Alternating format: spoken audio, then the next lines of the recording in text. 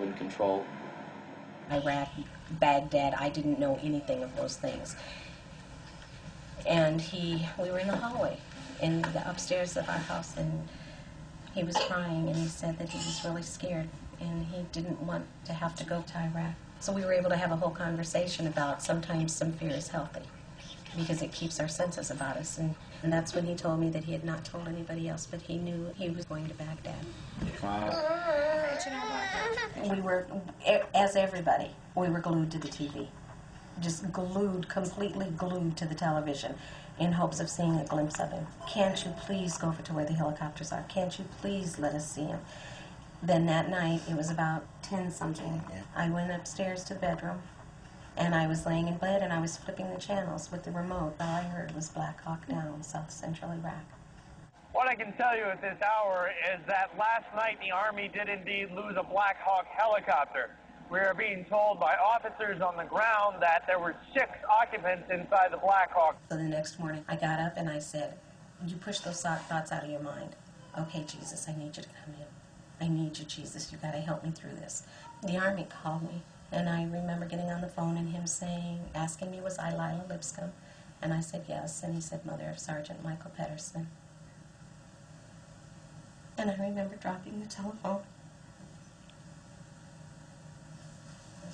And all I can honestly say that I remember is, ma'am, the United States Army, the Secretary of Defense, regretfully informs you.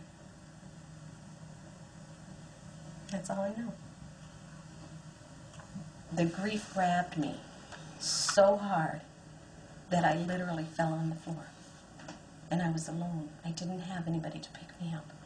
So I literally crawled over to my desk and was hanging on. And I remember screaming, why does it have to be Michael? Why did you have to take my son? Why is it my son that you had to take? He didn't do anything. He wasn't a bad guy. He was a good guy. Why did you have to take my son? I can't imagine what it would be like to lose a son or a daughter, or a husband, or a wife, for that matter. And it pains me. You had his last letter? Mm-hmm. And it was mailed March 16th, but I didn't get it until probably a week before he was killed. Hello. Hey, Mama. Well, sorry I haven't been able to call. They took the phone 7 days ago. I got the letter and box. That is so cool. Your first grandson came the same day your oldest son did. How is everyone? I'm doing fine. We are just out here in the sand in windstorms, waiting. What in the world is wrong with George? Trying to be like his dad, Bush. He got us out here for nothing whatsoever. I am so furious right now, Mama. I really hope they do not re-elect that fool, honestly. I am in good spirits and I am doing okay. I really miss you guys. Thanks for the Bible. And books. And candy. I really look forward to letters from you guys. Well, I'll tell all the family hello and that I am doing fine. We don't expect anything to happen anytime soon. I cannot wait to get home and get back to my life.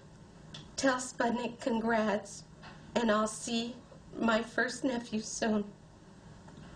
As soon as I get back to the States. Hope you guys are doing okay. And keep sending the mail.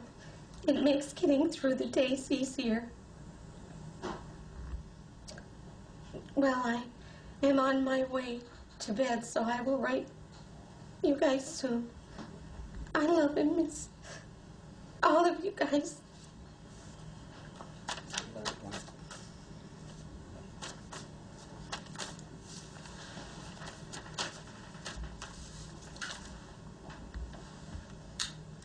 I want him to be alive, and I can't make him alive. But your flesh just aches. You want your child. It's out of sync. A parent is not supposed to bury their child. I feel sad for my family because we lost our son. But I really feel sorry for the other families that is losing their kids as we speak. And for what? I don't. That's I guess, the sickening part. For what? You've heard a lot about Halliburton lately. Criticism is okay. We can take it. Criticism is not failure. Our employees are doing a great job. We're feeding the soldiers. We're rebuilding Iraq. Will things go wrong? Sure they will. It's a war zone. We're serving the troops because of what we know, not who we know. Well, let me tell you about Halliburton, the company I ran. I'm very proud of what I did at Halliburton. The people of Halliburton are very proud of what they've accomplished, and I frankly don't feel any need to apologize for the way I've spent my time over the last 5 years as the CEO and chairman of a major American corporation. Yeah, this is also an attempt to divert attention away from the fact they have no energy policy. And as the Secretary of Energy said, we were caught unawares. In piena guerra, la Microsoft, la DHL e altre imprese hanno invitato la Halliburton a un convegno per valutare i profitti che si potrebbero realizzare in Iraq.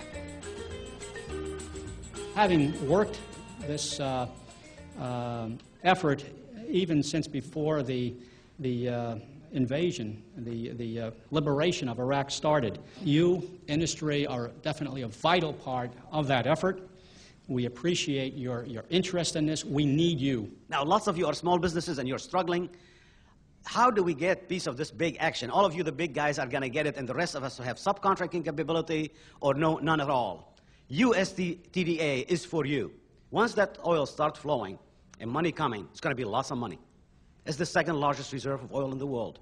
There's no question about how much money is that. I've been getting complaints from Iraqi firms and from American firms that the lack of transparency, the corruption. I think the profits that American companies are making, the main companies, are so overwhelming. I mean, like when you have a line item for $1 million and you subcontract it out for $50,000 or $60,000 or $70,000, that's a huge profit, and it's the American taxpayer that's going to pay for that.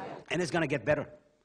Start building relationships, because it's going to get much better as the oil flows and their budget increase. And the good news is, whatever it costs, the government will pay you. War is always good for certain companies, I mean, that are in the war, the business of war. We're very proud of the work we're doing, again, in supporting the U.S. government and the U.S. military. And the real heroes of the campaign, the real heroes of the Reconstruction are the men and women of the U.S. Armed Forces. And we're very proud to be any part of that we can in supporting them. Halliburton delivers hot meals, supplies, clean clothing, and communications to our soldiers so they can be a little closer to home. It's a girl! Halliburton, proud to serve our troops. I just read in the paper Halliburton got another contract. Halliburton got another contract, which is not being contested at all. Because nobody knows. Well, it's in the paper, so somebody knows. But that's after it happens. It's after the fact. It's too late. The United States is now a major player in the Iraqi oil business. American troops guard the oil fields as Texas oil workers assess their potential. So it's a safe environment to work in. We don't feel any risk. We feel like we're being well protected here, or we wouldn't be here. It's no secret. I mean, I make anywhere, I don't know, between $2,000 and $3,000 a month. A Halliburton employee out here driving a bus can make all between $8,000 and $10,000 a month. Explain that one to me. For 40 hours a week, driving the same 2.5-mile route. Go figure. Where's the justification in that? There's no other single area of the world today with the opportunity for business, new business, similar to the opportunity that's available today in Iraq.